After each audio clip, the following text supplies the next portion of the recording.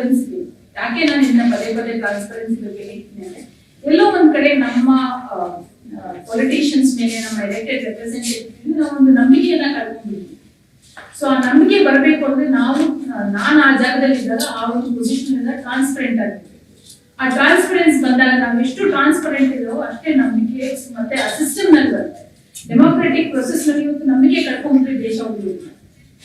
So ದೇಶ ಉಳಿಬೇಕು ಅಂತ ಹೇಳಿದ್ರೆ ಡೆಮೋಕ್ರೆಟಿಕ್ ಪ್ರೊಸೆಸ್ ನಲ್ಲಿ ನಂಬಿಕೆ ತರುವಂತ ಕೆಲಸ ಮಾಡಬೇಕು. ಅದು ಒಂದೇ ಪಾಸಿಬಲ್ ಟು ಬೀಯಿಂಗ್ ಟ್ರಾನ್ಸ್ಪರೆಂಟ್. ನಮ್ಮ ಒಂದು ನಡವಳಿಕೆಗಳಲ್ಲಿ, ನಮ್ಮ ಆಡಳಿತದಲ್ಲಿ, ನಮ್ಮ ವರ್ಕ್ ಕಲ್ಚರ್ನಲ್ಲಿ ಒಂದು ಟ್ರಾನ್ಸ್ಪರೆಂಟ್ ಆಗಿದೆ. ಅವರು ಏನೇ ಬದಲಾವಣೆ ತರೋದಕ್ಕೂ ಬಹಳ ಸುಲಭ ಆಗುತ್ತೆ ಅಂತ ನನ್ನ ಒಂದು ಅನಿಸಿಕೆ. ಬಟ್ ಕೆಲಸ ಮಾಡೋದು ಬಹಳಷ್ಟೇ, ಬಟ್ ಮುಖ್ಯವಾಗಿ ಟ್ರಾನ್ಸ್ಪರೆನ್ಸಿ ತರೋದು ನನ್ನ ಒಂದು ಉದ್ದೇಶ. ಮತ್ತೆ ಒಂದು ಅಸೆಂಬ್ಲಿಗೆ ಹೋಗ್ಮೇಲೆ, ಯಾವ ಅಸೆಂಬ್ಲಿಗೆ ಹೋಗಿ ಕೌನ್ಸಿಲ್ ಹೋಗಿ ಅದು ಗೊತ್ತಿಲ್ಲ, ಬಟ್ ಅದು ಹೋದಾಗ ಜನರ ಪರವಾಗಿ ಧ್ವನಿ ಆಗೋದು ಬಹಳ ಇಂಪಾರ್ಟೆಂಟ್. ಇವತ್ತು ಚರ್ಚೆಗಳು ಅಸೆಂಬ್ಲಿಗಳೆಲ್ಲ ನಡೀತಾ ಇದೆ. ಸಾಕಷ್ಟು ನಾನು ನೋಡ್ತಾ ಇರ್ತೀನಿ, ಯಾರು ಏನು ಮಾತಾಡೋದಿಲ್ಲ, ಬಹಳಷ್ಟು ವಿಚಾರಗಳಲ್ಲಿ ಯಾರು ಏನು ಮಾತಾಡೋದಿಲ್ಲ. ಬಟ್ ಅಲ್ಲಿ ನಾವು ಏನಕ್ಕೆ ಹೋಗಿದ್ದೀವಿ, ಆ ಉದ್ದೇಶ ಏನು, ಜನರ ವಾಯ್ಸ್ ನ ರೆಪ್ರೆಸೆಂಟ್ ಮಾಡುವಂತ ಒಂದು ಪರಿಸ್ಥಿತಿ ನಾವು ಇಲ್ಲ ಅಂತ ಹೇಳಿದ್ರೆ ಅದು ಕಷ್ಟ ಆಗುತ್ತೆ. ಇರ್ಬೇಕಾ ಇದೆಲ್ಲ ಮಾಡೋದಕ್ಕೆ ಅನ್ನೋದು ಒಂದು ಪ್ರಶ್ನೆ ಆಗತ್ತೆ. ಉದಾಹರಣೆಗೆ ನಾನು ಮೆನ್ಸ್ಟ್ರುಯಲ್ ಲೀವ್ ಪಾಲಿಸಿ ಅಂತ ಬಂದಿಲ್ಲ. ಸೊ ಅದಕ್ಕೆ ಒಂದು ಸ್ಟಾರ್ಟ್ ಪಾಯಿಂಟ್ ಕೊಟ್ಟಿದ್ದೆ ನಾನು. ನನಗೆ ಒಬ್ಬರು ಸ್ನೇಹಿತರು ಒರಿಸ್ಸಾಯಿಂದ ಬಂದಿದ್ರು, ಪ್ರಿಯದರ್ಶಿನಿ ಅಂತ ಹೇಳಿ. ಆ ಪ್ರಿಯದರ್ಶಿನಿ ಹತ್ರ ಬಂದು ಈ ತರ ಮೆನ್ಸ್ಟ್ರುಯಲ್ ಪಾಲಿಸಿ ನಾವು ತರಬೇಕು, ಒಂದು ಡೇ ಮೆನ್ಸ್ಟ್ರುಯಲ್ ಲೀವ್ ಕೊಡ್ಲೇಬೇಕು, ಅದರ ಅದೇನಾದ್ರು ವರ್ಕ್ ಮಾಡೋಣ. 2 years ಸತತವಾಗಿ ಲೇಬರ್ ಮಿನಿಸ್ಟರ್ ಕಾಡ್ಸಿ ಗಲಾಟೆ ಮಾಡಿ ಎಲ್ಲ ಮಾಡಿ ಅವ್ರ ಪಾಪ ಇಟ್ ವೆರಿ ಗುಡ್ ಜಾಬ್. ಒಂದು ಕಮಿಟಿ ಸೆಟಪ್ ಮಾಡಿ ಅದನ್ನ ಇಂಪ್ಲಿಮೆಂಟ್ ಮಾಡಿದ್ರು. ಇಡೀ ದೇಶದಲ್ಲಿ first in the country to implement menstrual leave policy, both private and public sector. So ಅದರಲ್ಲಿ ನನಗೊಂದು ಸ್ಮಾಲ್ ಕಾಂಟ್ರಿಬ್ಯೂಷನ್ ಇದೆ. ಸೊ ವಿತೌಟ್ ಸಿಸ್ಟಮ್ ನಲ್ಲಿ ಇದ್ರೂ ನಾವು ಕಾಂಟ್ರಿಬ್ಯೂಷನ್ ಮಾಡೋದು ಇದು ಕ್ರಿಯೇಟ್ ಮಾಡಿದ್ರೆ ಎಲ್ಲರೂ ಮಿನಿಸ್ಟರ್ಸ್, MLAs, MPs ಆಗದೇ ಸಾಧ್ಯ ಇಲ್ಲ. ಬಟ್ ಒಂದಷ್ಟು ನಮ್ಮ ಒಂದು ಅಡ್ವೊಕೇಸಿ ಮೂಲಕ ಚೇಂಜ್ ಮಾಡುವಂತ ಪ್ರಯತ್ನ ನಾವು ಮಾಡ್ತೀವಿ. ಮೇಡಮ್, ಕೆರೆಗಳು BBMP ಅಭಿವೃದ್ಧಿ ಮಾಡಕ್ಕೆ ತಗೊಳಕ್ ಬರುತ್ತಾ? ಗ್ರಾಮ ಪಂಚಾಯತಿಗಳ ನಾನು ಬರೀ ಬೆಂಗಳೂರು ವಿಚಾರ ಮಾತಾಡಿದೆ. ಬಟ್ ಗ್ರಾಮ ಪಂಚಾಯತಿ ಮಟ್ಟದಲ್ಲಿ ಒಂದು ಗ್ರಾಮಗಳಿಗೆ ಅನ್ವಯ ಆಗುತ್ತೆ, BBMP ಬರೋದಿಲ್ಲ ಒಂದು. ಮತ್ತು ಬೆಂಗಳೂರಿನ ಬಿಟ್ಟು ಎಲ್ಲಾ ಕೆರೆಗಳು ಸ್ಮಾಲ್ ಇರಿಗೇಷನ್ ಡಿಪಾರ್ಟ್ಮೆಂಟ್, ಜಿಲ್ಲಾ ಪಂಚಾಯತ್ ಯೋಜನೆ ಡಿಪಾರ್ಟ್ಮೆಂಟ್ಗೆ ಬರುತ್ತೆ. ಗ್ರಾಮ BBMPಗೆ ತಗೊಂಡು MLA ಫಂಡ್ ತಗೊಂಡು ಅದನ್ನ ಸಾವಿರಾರು ಮರಗಳು ಹೊಡೆದು ಅಭಿವೃದ್ಧಿ ಮಾಡಿದ್ದಾರೆ. ಅಭಿವೃದ್ಧಿ ಹೆಸರಲ್ಲಿ ಈಗ 19 ಕೋಟಿ ದುಡ್ಡು ಹೊಡೆದಿದ್ದಾರೆ. 19 ಕೋಟಿ ಖರ್ಚಾಗಿಲ್ಲ. ಅದೇ ಕೆರೆಗೆ ಸೆಪ್ಟಿಕ್ ವಾಟರ್ನ ಬಿಟ್ಟಿದ್ದಾರೆ. ದೊಡ್ಡಗುಬ್ಬಿ ಕೆರೆ. ಅದನ್ನ ನಾನು ಪ್ರಶ್ನೆ ಮಾಡಿ ಅದೆಲ್ಲ ವಿಡಿಯೋ ಮಾಡಿ ಹಾಕಿದ್ದೀನಿ. ಏನು ಕ್ರಮ ತಗೊಂಡಿಲ್ಲ. ಬೇಕಂತಲೇನೆ ಅದು ನೀರು ಅವ್ರ ಹತ್ರ ಖರ್ಚಾದ್ಮೇಲೆ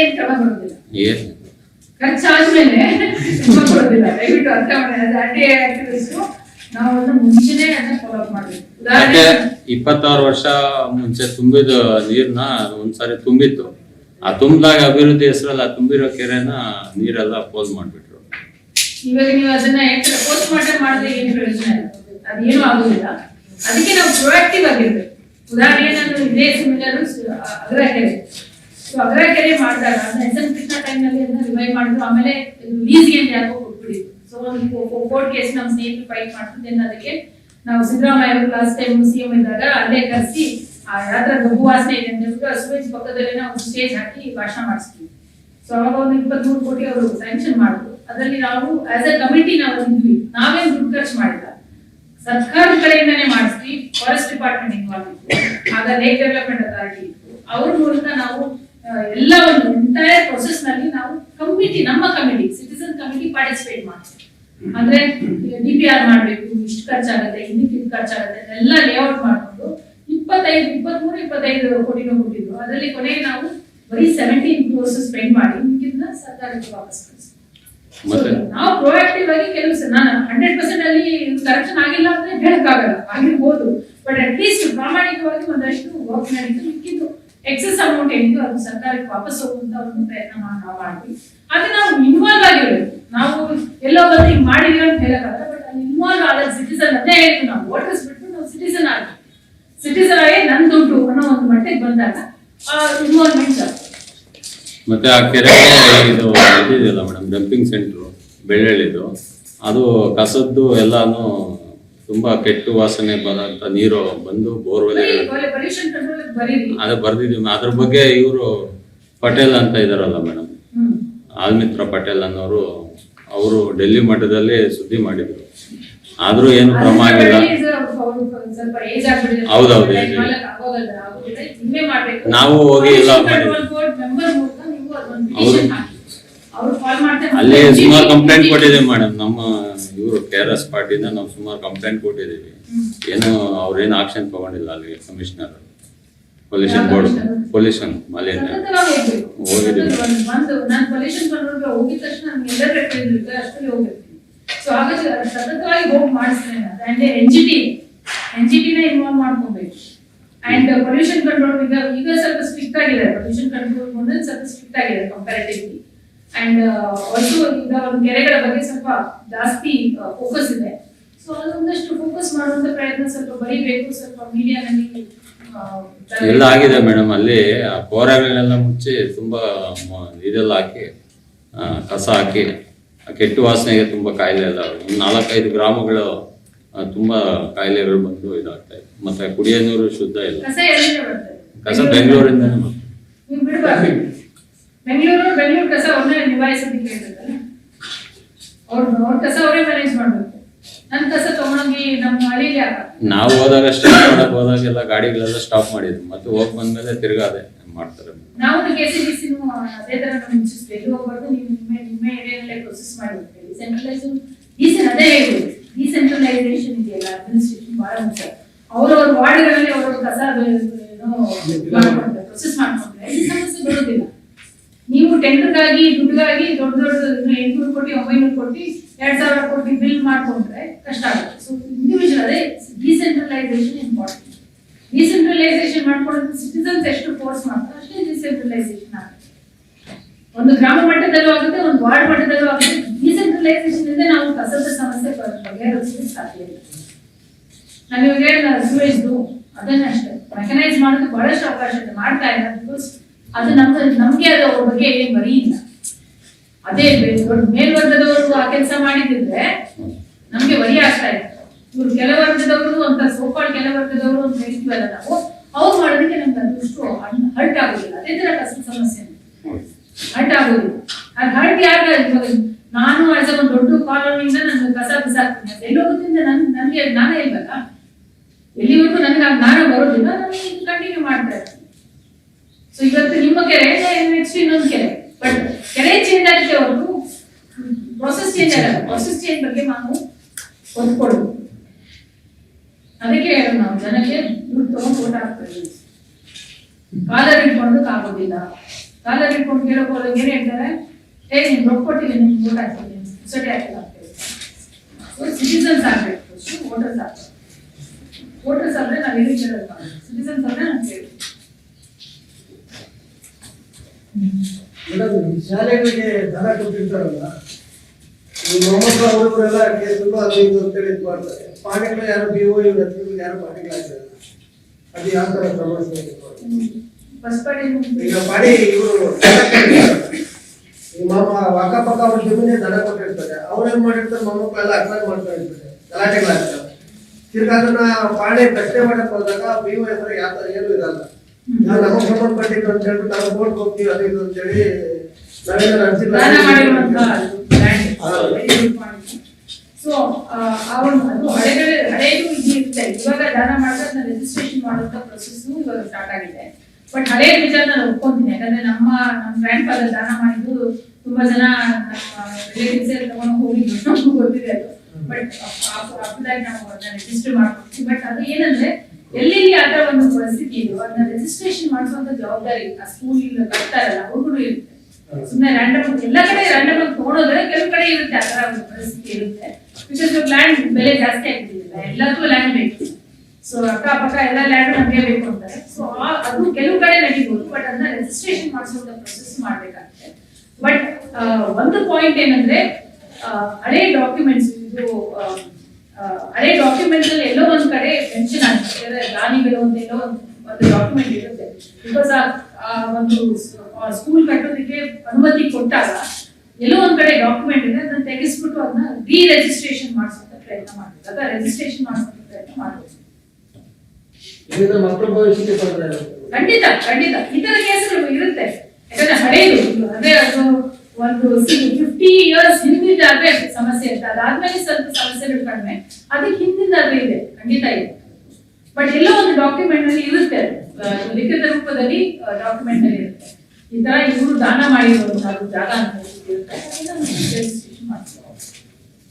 ಮೇಡಮ್, ಸರ್ಕಾರಿ ಗುಂತೋಪು ಕೋರ್ಟ್ನಲ್ಲಿ PL ಹಾಕಿ ಆದೇಶ ಆಗಿರುತ್ತೆ. ಒಬ್ಬ DC ಆದೇಶ ಮಾಡಿರ್ತಾರೆ, ಏನೋ ಅಲ್ಲಿ ಕಟ್ಟಡ ಕಟ್ಟಬಾರ್ದು, ಪಾರ್ಕ್ ಥರನೇ ಇರ್ಬೇಕಂತ. ಆದರೆ ಅದನ್ನ ಅಮೆಂಡ್ಮೆಂಟ್ ಮಾಡಿ ಇನ್ನೊಬ್ಬ DC ಹತ್ರ ಇನ್ನೊಂದು ಆದೇಶ ಮಾಡ್ಸಕ್ ಬರುತ್ತೆ ಮೇಡಮ್. ಅದು ಮಾಡಿದ್ದಾರೆ, ಅದು ಲೋಕಾಯುಕ್ತ ಕಂಪ್ಲೇಂಟ್ ಮಾಡಿದ್ದೀನಿ. ಜನರಲಿ ಒಂದು ಒಬ್ಬರನ್ನ ಇನ್ನೊಂದು ಓವರ್ ರೂಲ್ ಮಾಡಕ್ ಆಗುದಿಲ್ಲ. ಎಸ್ಪೆಷಲಿ ಇಂಥ ಒಂದು ವಿಚಾರಗಳಲ್ಲಿ ಸರ್ಕಾರಿ ಜಮೀನುಗಳಾಗಲಿ ಗುಂಪುಗಳಾಗಲಿ ವಿಚಾರಗಳಲ್ಲಿ ಓವರ್ ರೂಲ್ ಮಾಡೋದಕ್ಕೆ ಆಗುದಿಲ್ಲ.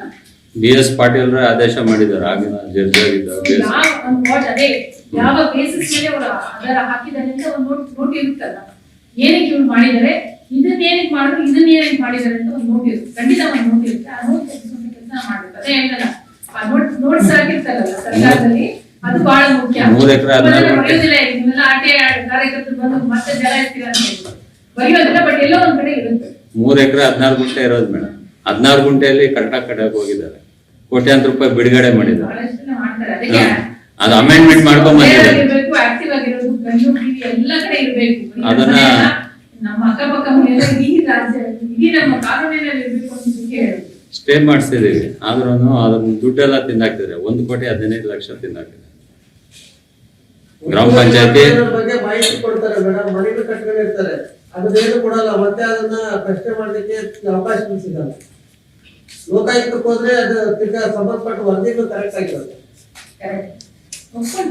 4-5 ವರ್ಷ ಆಗಿದೆ ಮೇಡಮ್. ಭೂಮಿ ವಿಚಾರದಲ್ಲಿ ಎಲ್ಲದಕ್ಕಿಂತ ಹೆಚ್ಚಾಗಿರುವಂತಹ ಒಂದು ಸಮಸ್ಯೆಗಳು ಈಗ ನಾನು ಮೊನ್ನೆ ನಮ್ಮ ಅನೇಕ ರೈತರು ಹೋರಾಟ ಮಾಡ್ತಾರೆ. 2,500 ಎಕರೆ ನೋಟಿಫೈ ಮಾಡಿಬಿಟ್ಟು ಎಲ್ಲದರಲ್ಲೂ ಚೇಂಜ್ ಮಾಡ್ಬಿಡ್ತಾರೆ. ಕೇಳಿದ್ದೆ ಲ್ಯಾಂಡ್ ಅಂತ ಹೇಳಿ ರೈತರು ಕೇಳಿಲ್ಲ, ರೈತರು ದುಡ್ಡು ಕೊಟ್ಟಿಲ್ಲ, ರೈತರು ಏನು ಕಮಿಟಿ ಮಾಡಿಲ್ಲ, ಏನಿಲ್ಲ. ಕಾಯ್ದೆ ತಗೊಂಡ್ಬಂದ್ರು ಕಾಂಗ್ರೆಸ್ ಸರ್ಕಾರನೇ ಅದು ಹೊರಡಿಸಿದೆ. ಯಾಕಂದ್ರೆ ಬಿಜೆಪಿ ಅವ್ರನ್ನ ಅದನ್ನ ಡೈಲ್ಯೂಟ್ ಮಾಡ್ಬಿಟ್ಟು ಹೋದ್ರು. ಆ ಡೈಲ್ಯೂಟ್ ಮಾಡಿಟ್ಕೊಂಡು ಇವರು ನೋಟಿಫಿಕೇಶನ್ ಹಾಕ್ಸಿದ್ದಾರೆ. ಆ ಮನಸ್ಥಿತಿ ನೋಡಿ. ಸೊ ಇವಾಗ ನಾವು ಅದು ಹೋರಾಟ ಮಾಡ್ತಾ ಇದ್ದೀವಿ. ಅದನ್ನ ಮೊನ್ನೆ ಒಂದು ಹಂತಕ್ಕೆ ತಂದಿವಿ. KDP ಹೋಗಿ ಆಯ್ತಪ್ಪ, ಇಷ್ಟು ಲ್ಯಾಂಡ್ ಅಕ್ವಿಸಿಷನ್ ಮಾಡದಲ್ಲ, ಇಷ್ಟು ಲ್ಯಾಂಡ್ ಅಕ್ವಿಸಿಷನ್ ಅಲ್ಲಿ ಎಷ್ಟು ಜನ ರೈತರಿಗೆ ಎಷ್ಟು ಕೊಟ್ಟಿದ್ದೀರಾ, ಈ ಕೊಟ್ಟಿರೋ ರೈತರಿಗೆ ಕಾಂಪನ್ಸೇಷನ್ ಹೋಗಿದೆಯೋ ಇಲ್ವೋ, ಮತ್ತೆ ಇಲ್ಲಿ ಒಂದು ಜಮೀನನ್ನ ಯಾರ್ಯಾರು ಕೊಟ್ಟಿದ್ದೀರಾ, ನೀವು ಯಾವ್ಯಾವ ಇಂಡಸ್ಟ್ರೀಸ್ ಕೊಟ್ಟಿದ್ದೀರಾ, ಆ ಇಂಡಸ್ಟ್ರೀಸ್ ಓನರ್ಶಿಪ್ ನಲ್ಲಿ ಇದೆಯಾ ಇಲ್ವೋ, ಆ ಓನರ್ಶಿಪ್ ಇಂಡಸ್ಟ್ರಿ ಸೆಟಪ್ ಮಾಡಿದಾರೋ ಇಲ್ವೋ, ಸೆಟಪ್ ಮಾಡಿರೋ ಇಂಡಸ್ಟ್ರೀಸ್ ಕರ್ನಾಟಕದ ಮಕ್ಕಳಿಗೆ ಎಷ್ಟು ಜನ ಕೆಲಸ ಕೊಟ್ಟಿದ್ದಾರೆ, ಎಷ್ಟು ಇನ್ವೆಸ್ಟ್ಮೆಂಟ್ ಬಂದಿದೆ ಅಂತ ನಿಮ್ಮೊಂದು ವೈಟ್ ಪೇಪರ್ ರಿಲೀಸ್ ಮಾಡಿ ಅಂತ ಕೊಟ್ಟಿದ್ದೀವಿ. ಸೊ ಹಾಗಾಗಿ ಕೆಲವೆಲ್ಲ ದೊಡ್ಡ ಮಟ್ಟದಲ್ಲಿ ಇಂಥ ಪ್ರಶ್ನೆಗಳು ತರಬೇಕು. Land is very problematic. ನಾನೊಂದು ನಿಮ್ಗೆ ಮೊನ್ನೆ ಒಂದು ಆರ್ಟಿಕಲ್ ಬರೀತಾ ಇದ್ದೆ, ಅವಾಗ ನಾನು ರಿಸರ್ಚ್ ಮಾಡ್ಬೇಕಾದ್ರೆ ಗೊತ್ತಾಯ್ತು ನಮ್ಗೆ 1947 ನಲ್ಲಿ ಎಷ್ಟು ಅಗ್ರಿಕಲ್ಚರಲ್ ಲ್ಯಾಂಡ್ ಇದ್ವು, ಇವತ್ತು ಅಷ್ಟೇ ಅಗ್ರಿಕಲ್ಚರಲ್ ಲ್ಯಾಂಡ್. ಅವಾಗ ಎಷ್ಟು ಅಗ್ರಿಕಲ್ಚರಲ್ ಲ್ಯಾಂಡ್ ಇತ್ತು, ನಮ್ಮ ಹೆಕ್ಟರ್ಸ್ ನಾಲ್ಕ ಇಲ್ಲ, ಅವಾಗ ಎಷ್ಟಿದೆ, ಅವಾಗಿಂತ ಅಷ್ಟೇ ಸೇಮ್ ಇದೆ. ಮೇಬಿ ಒಂದು ಸ್ವಲ್ಪ ಒಂದು 3-4 ಇದು ಡಿಫ್ರೆನ್ಸ್, 5% ಜಾಸ್ತಿ ಆಗಿದೆ ಹೊರತು ಅಷ್ಟೇ ಇದೆ. ಅಂದ್ರೆ ಆ ಪಾಪ್ಯುಲೇಷನ್ ಎಷ್ಟು ಜಮೀನ್ ಇತ್ತು, ಈ ಪಾಪ್ಯುಲೇಷನ್ ಕಲ್ಟಿವೇಟಬಲ್ ಲ್ಯಾಂಡ್ ಅಷ್ಟೇ ಇದೆ. ಅಂದ್ರೆ ನಾವು ಇದು ಏನು ಕಾಡುಗಳನ್ನ ಎಲ್ಲಾನು ಗೂಡ್ಸಿ ಗುಂಡಾರ ಮಾಡಿದ್ರು, ಬರೀ ಇನ್ಫ್ರಾಸ್ಟ್ರಕ್ಚರ್ ಮತ್ತೆ ಇಂಡಸ್ಟ್ರೀಸ್ ಅಷ್ಟೇ. ಸೊ ಹಾಗಾಗಿ ಲ್ಯಾಂಡ್ ಇರೋದು ತುಂಬಾ ಮೋಸ್ಟ್ ಇಂಪಾರ್ಟೆಂಟ್ ರಿಸೋರ್ಸ್, ಯಾಕಂದ್ರೆ ನಮ್ಮ ಪಾಪ್ಯುಲೇಷನ್ಗೆ ಮೀಟ್ ಆಗ್ತಾ ಇಲ್ಲ. ಸೊ ಹಾಗಾಗಿ ಲ್ಯಾಂಡಿನ ಸಮಸ್ಯೆಗಳು ಇದರ ನೀವು ಒಬ್ಬೊಬ್ರು 3 ಸಲ ರಿಜಿಸ್ಟ್ರೇಷನ್ ಆಗೋದೆಲ್ಲ ಜಾಸ್ತಿ ಆಗ್ತಾ ಇದೆ. But it's a very important issue. ಯಾಕಂದ್ರೆ ಇಲ್ಲಿ ನಾವು ಆದಷ್ಟು ಸೂಕ್ಷ್ಮವಾಗಿ ಕೆಲಸ ಮಾಡಿ ಟ್ರಾನ್ಸ್ಪರೆನ್ಸಿ ತಂದಿಲ್ಲ, ರಿಜಿಸ್ಟ್ರೇಷನ್ ಮಾಡಿಸಿಲ್ಲ, ಪ್ರಾಪರ್ ಆಗಿ ಡಾಕ್ಯುಮೆಂಟೇಶನ್ ಮಾಡಿಸಿಲ್ಲ ಅಂದ್ರೆ ಸಿವಿಲ್ ವಾರ್ ಆಗೋದಂತ ಸಾಧ್ಯತೆ. ಇನ್ನೊಂದು ಮೇಡಮ್, ಈ RTI ನಲ್ಲಿ ಒಂದು 30 ಎಕರೆಗೆ ಬಡ್ಡಿ 3 ವರ್ಷ ಆದ್ರೂ ಒಂದೇ ಹಳೆ ಉತ್ತರ ಕೊಡ್ತಾರೆ. ಯಾರೋ ತಾಲೂಕು ದಂಡಾಧಿಕಾರಿ ಏನೋ ಇಂತಿಂತ ಒತ್ತುವರಿ ಮಾಡ್ಕೊಂಡಿದ್ದಾರೆ ಅಂತ ಕೊಡ್ತಾರೆ.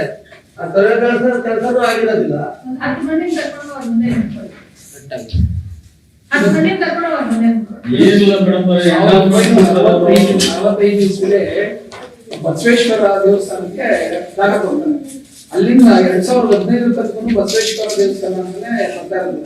2015ರಲ್ಲಿ ಯಾವುದೋ ಒಂದು ಇದರಲ್ಲಿ ನೋಟ್ ಹಾಕಿ, ನೀವು ಹೇಳಿದ್ರಲ್ಲ ನೋಟ್ ಹಾಕಿ ಅದನ್ನ ಅರ್ಚಕರಿಗೆ ಅಂತ ಎಂಟ್ರಿ ಮಾಡಿ, ಅರ್ಚಕರಿಂದ ಅವರು ತಗೊಂಡು ಅದನ್ನ ಭೂ ಪರಿವರ್ತನೆ ಮಾಡಿ ಲೇಔಟ್ ಆಗಿ ಸೇಲ್ ಮಾಡಿ. ಇದ್ರ ವಿಷಯ ಇದು ಅಧಿಕೃತವಾಗಿ ಇಲ್ಲ ಅಂತ ನಾವು ದೂರು ಮಾಡಿದ್ದೇವೆ. ಅದು ಇನ್ನೂ ಯಾವುದೇ ರೀತಿ ಇದು ಮಾಡ್ತಾ ಇದೆ. ಆತರ ನೀವು ಹೇಳಿದಂತದ್ದು ಬಹಳಷ್ಟಿದೆ, ಈ ತರ ಚೇಂಜಸ್ ಆಗಿರೋದು.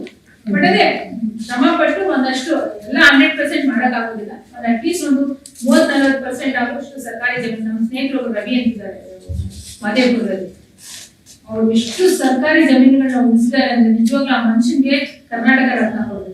ಅಷ್ಟು ಜಮೀನುಗಳನ್ನ ಉಳಿಸಿದ್ದಾರೆ. ಒಂಟಿ ಹೋರಾಟ ಮಾಡೋದು. Is A lawyer also. So recent ಆಗಿ ಒಂದು ಸುಮಾರು ಆಲ್ಮೋಸ್ಟ್ ಅಬೌಟ್ 200-300 ಎಕರೆ ಉಳಿಸಿದ್ದಾರೆ. ನಿಜವಾಗ್ಲೂ ಅವ್ರಿಗೆ ಕರ್ನಾಟಕ ರತ್ನ ಕೊಡೋದು. ಅಷ್ಟು ಜಮೀನ ಸರ್ಕಾರಿ ಜಮೀನುಗಳನ್ನ ಉಳಿಸಿದ್ದಾರೆ. RTI ಮುಖಾಂತರ, ಅವರ ಒಂದು ಆಕ್ಟಿವಿಸಮ್ ಮುಖಾಂತರ ಬಹಳಷ್ಟಿದೆ. ಇದೇನು ಎಂಡಿಂಗ್ ಅಲ್ಲ, ಇದು ಕೆಲಸ ಬಹಳಷ್ಟಿದೆ. ಸೊ ಮಾಡ್ತಾ ಹೋಗ್ಬೇಕು. ಮಾದೇಪುರದಲ್ಲಿ ಪುಡಿ ಅಂತ ಹೇಳಿದ್ರು. ಅದೇ